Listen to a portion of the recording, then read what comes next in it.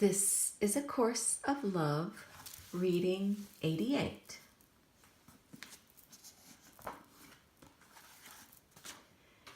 You would not be other than who you are. You may know that this is true, or you may dwell in fantasies, desiring what another has, or some success, fame, or riches that seem impossible for you to attain.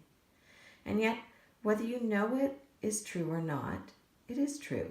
You would not be other than who you are.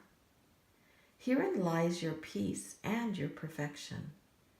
If you would not be other than you are, then you must be perfect. This is a conclusion both logical to the mind and believable to the heart, and its acceptance is a step towards wholeheartedness. To believe in your perfection and the equality of your gifts is peaceful, because it releases you from trying to acquire that which you previously believed you were lacking. It releases you from judgment because you know that your brothers and sisters are also beings of perfection.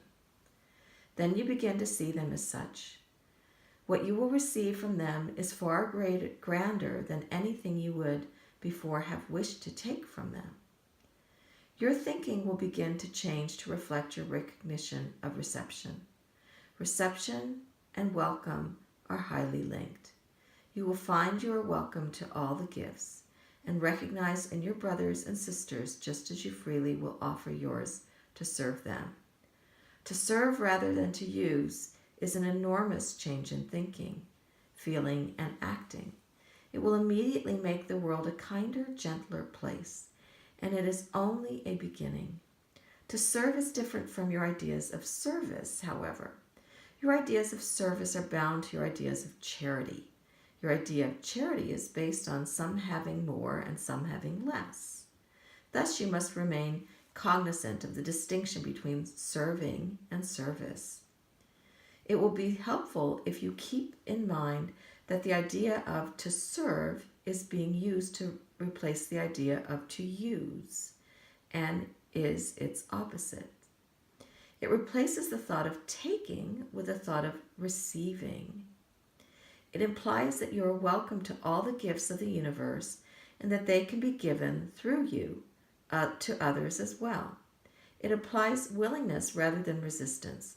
To change your thinking and your feelings from expecting resistance to expecting willingness is another key change that will lead towards wholeheartedness. When you change your actions from those of resistance and use to those of being willing to serve and being served, it will assist not only you in your peacefulness, but will bring peacefulness to the world as well.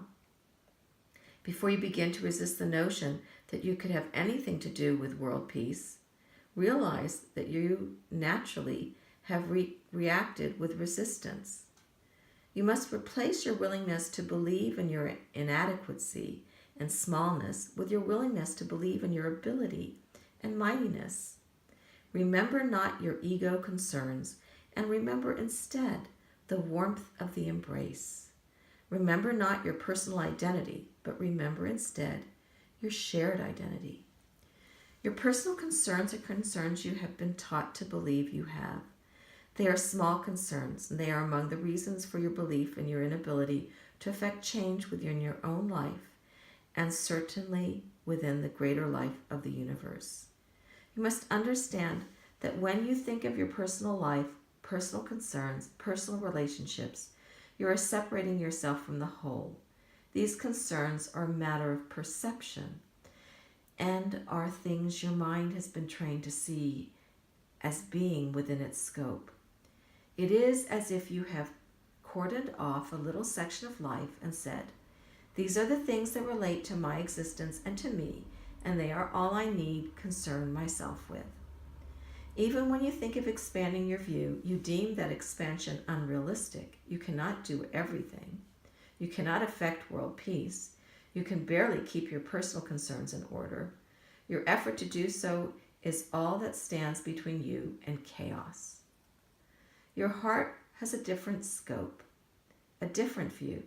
It is the view from within the embrace, the view from love's angle. It is the view of the dying who who realize nothing matters but love. This realization is not one of sentiment, regrets, or wishful thinking. It is the view from the embrace, the return to one heartbeat, the return to what is known. This knowing you might call wisdom and think of as an attainable idea of thought. Yet it is not about thought at all, but is beyond thought. It is not wisdom, but the truth. The truth is that which exists. The false is illusion. Love is all that matters, because love is all that is. That was reading 88. Breathe deeply. Take a pause. And enjoy today.